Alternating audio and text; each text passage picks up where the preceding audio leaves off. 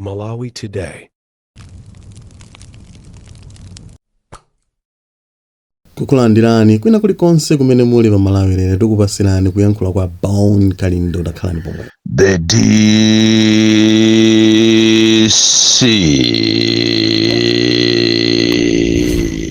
zimene ndilankhule lero kwa ena akazimva zikhoza kuoneka ngati ndi za madrama choncho, zioneka ngati zati kuferanji, zioneka ngati za cocaine, zioneka ngati za chamba choncho. Koma zimene zizi siku lina muzandikumbukira, mwina kapena swana anu muzawawuzanso kuti izizi zikuchitika m'Malawi munozi na madrama uja wachamba uja Bone Kalindo adazinena. Ena ife timathokoza Mulungu kuti anatidalisa ndi kuona zinthu zimene zikhoza kubwera musogolo. Ku Malawi kuno ngati sitisamala kubwera nkhondo, kukabwera nkhondo imene iyi izazuzisa anthu ambiri osalakwa, ndipo nkhondo imene imosabisanso yaye amene atazayiyambise ndi andale, ndipo andale amene atazayambise nkhondo imene iyi ndi achipani cha MCP. Kulibenso zonyengererana iyayi, izi ndikungonena chilungamo chifukwa chilungamo chimayenera chizikhala pa malo pake. Ine pa umoyo wanga umene ndakhala kuzafika siku la lero naonapo andale amene ayendesa ziko lino koma sanayendese ziko lino monga amene akupangira MCP. Ndipo ichichi muchimvesese ya Malawi. Ku Malawi kuno tikapusa kuyambika nkhondo. Chifukwa chani? Anthu awawo alephera koma sakufuna kuvomereza kulephera kwawo. Akufuna agwirise ntchito ame, akufuna agwirise ntchito apolisi, akufuna agwirise ntchito futi zimene akugawana ngati akugawana masikono mu ziko la democracy kuti anthu azikhala mwamantha. Ine ndamva chisoni kwambiri kuona kuti mmene anthu akuvutikira muno m'Malawi tili ndi parliament yopusa kwambiri. Parliament imene aboma amene akufuna aziyitenga parliament yo ngati ndi yawo, aziyitenga ngati chifukwa chokuti iwo ali mboma ndi asamasusidwe. Taonapo ife ma parliament, taonapo ife ma speaker of parliaments a integrity. Speaker akamabwerapo ngakhale opposition ndikumayimbira m'manja. Speaker ochita balance ma issues nyumba ya parliament. Kunalitu Sam Mpaso. Akati Sam Mpaso akamalankhula anthu ndikumadziwa kuti Speaker of the National Assembly akulankhula. Kunalitu Louis Chimango. Louis Chimango anali man of integrity pakana lero amapasidwa be ulemu. Tiyeni tikamagwira ntchito tiziziwa kunena kuti ntchito isiku lina tizachokapo komanso tizasiyapo legacy kapena integrity. Ngati sitipanga zimenezo umazakhala moyo wako wonse ngakhale anako zina lako likutukwanidwa chifukwa chopanda ndondomeko yakagwiridwe ntchito. Kunalitu Henry Chimunthu Banda. Nthawi imeneyo anazakhalaponso asanakhale speaker, anakhalaponso leader of the house Henry Chimunthu Banda. Kunalitu man of the moment amene amati akamayendesa parliament anthu ndikumadziwa kuti fana uyuyu ndi mkulu amene iyi ndi maphunziro ake komanso ndi dolo. Richard Msowoya. Parliament nthawi ya Richard Msowoya parliament inali parliament. Anthu ndikumayima amene muja ndikumalankhula anthu ndikumadziwa kuti yes we have wamkulu wa parliament. Tili ndi speaker. Nthawi imene yoyo kuli amalemu achiwaya. Anthu ndikumadziwa kuti tili ndi parliament. Not manyaka akuchitika lerowa kumachita kumamuona speaker ali biased, kumaona leader of the house akuyitenga ngati nyumba ija ndi yache ndikumaopseza anthu. Achimwene ndinutu munthu wa ulemu waje koma musafike size yomaopseza anthu ndikumanena kuti do not cross the red line. Kodi what do you mean? Iweyo ngati leader of the house ndikumauza anthu kuti do not cross the red line. You are doing it wrongly. Muziwe kuti pamene popo muzachokapo, muzakachokapo muzasiya legacy yanji. Mphamvu zakuchulukirani kwambiri. pamalo pamene anthu amagwirapo ntchito ndikumakangana-kanganapo pa organization ya mtundu otero, muziwe kuti imakhala saini yokuti pamalopo anthu akubapo ndalama, ndipo akufuna zitenga ndalama zawozo, mphamvu zimene ali nazo za ndalama azizichita apply molakwika kwambiri. Ndamva chisoni kwambiri kuiona parliament ya ulendo uno yopanda integrity, yopanda anthu anzeru amene akufuna kumayima kumalankhula, akufuna aziopsezedwa. Ineyo sindinakhulupirire kuti lero liti ngakhale ndi speaker of the National Assembly amene amasekerera zopusa, kuwaona anthu akungosiya zipani zawo, andi achipaniwo akalembera kalata kwa speaker kumanena kuti ukabwerese umboni wa mtundu wanji. Kodi anthu aleno mmatetenga ife kukhala zisiru kapena jani? Iniyo anthu akuchita respond the sona, anthu akulankhulapo za zimene president wanu analankhula. Lero limufuna muzitembenuza mawu kunena kuti pamene pajapo inali it was a wrong grammar, malo maonena kuti anene kuti zinthu zitukuko akupanga ndiye zitukuko analemba mu chizungu cholakwika, ananena kuti zitukuko zapangidwa, malo mokuti alembe kuti zitukuko zikupangidwa. That was a wrong grammar. Lero limalo mokuti muvomereze kuti president wanu ndi inu yonse amene mwalephera ndiye mufuna muziopseza anthu. Sizinachitikepo m'Malawi muno kuiona sona yoyankhidwa ndi minister, sona kumabakiridwa ndi minister. Zonse zimene mukupanga ifeyo taziziwa kale aku Malawi first.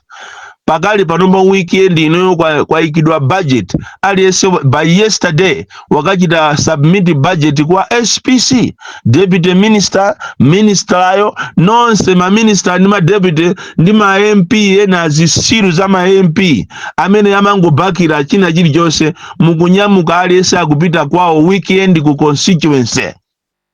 Beginning Friday, Saturday, Sunday, mukhala mma constituency mwanu mwalongosolera anthu mwagwirizana kale kuti muzikauza anthu kuti baji uje ni sona ija president amalankhula zakuti. Ndiye bwanji simulango mutenga president kumpitisa kumuzi kwanu kokuti akapange sona yokongo.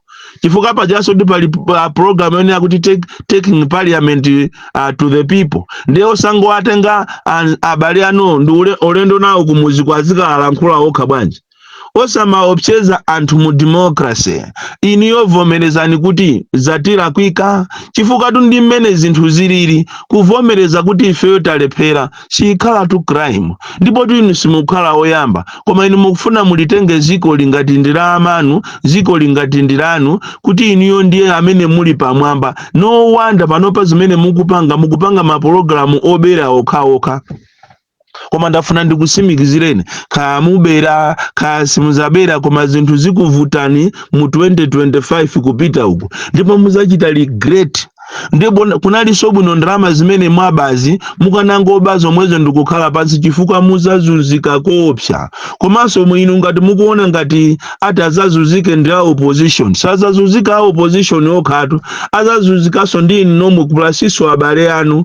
Muzafunafunanso kuti ndalama zimene mwabazo muzazisanze, chifukwa ngakhale olo maiko ni mabungwe azakuukirani kwambiri. It is better ndalama zimene mwaba pakali panozi mukhale nazo zomwezo. Kulemera kumene mukulemera pano pa mulemerere ndikomweko, koma mukapitiriza ntchito yokuti muzizuza anthu, ntchito yokuti muziopseza anthu, munthu wina akapanga cholakwika ku parliament ndiye musamazuzulidwe, muzinena kuti do not cross the red line. Achimwene mukupanga zinthu zolakwika kwambiri, and you are not worthy to be leader of the house. Leader of the house is a father. Leader of the house is the one who brings the sanity in the house. Osakhala kumaopseza anthu umanena kuti kumene mukupanga nako ifeyo tikupezani konko, ifeso we are ready for you. You are ready for who? Why? For what?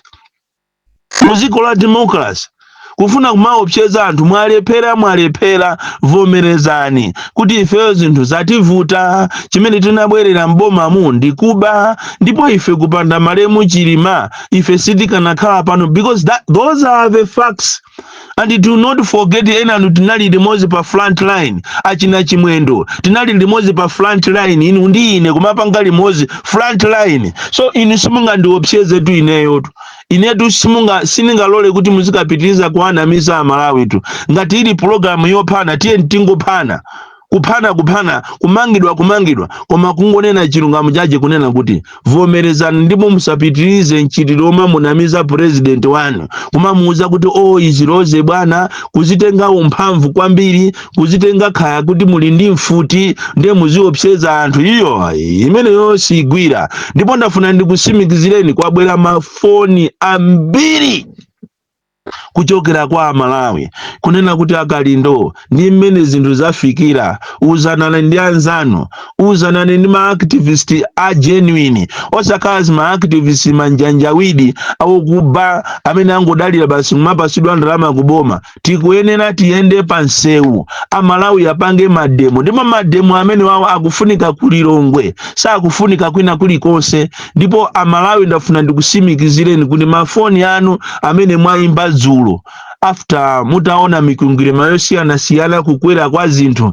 chimanga chimene chikukwera daily kwachaja ndi imene yagwa, fetereza ndi uyu akuperekedwa chimanga chitamasulu akale, uchisiru waboma, anthu mukufuna mademo, ngakhale madistrict anthu akufuna mademo. Ndafuna ndikuwuzeni ine ngati president wanu wa anthu osauka, kodi inetu opanda ine palibepo mademo tiakonza ndipo tiyitanisa nsonkhano tikambirana ndi gulu lathu la Malawi First tipanga mademo tikupanga osakhala sokuopa, sitikumuopa wina aliyese. Kaya kuli mfuti zimene mukugawana zogawanani, mugawane mafilimu anu amene mukupanga ndi anthu aku Israeli kuti muzapase anthu mfuti yachisankho ikayandikira muziopseza anthu. Imenezo zilibe ntchito yayi mademo koma tipanga chifukwa mwatitola kwambiri, mwatitolatu. Kodi ngati nzedu zakuvutani osapita kukampeza Richard Nsoya bwa ulo achimanga osakapeza bwanji ndikumaka afusa kuti kupoti parliament imayendesedwa bwa osapita bwanji, because these people are still alive.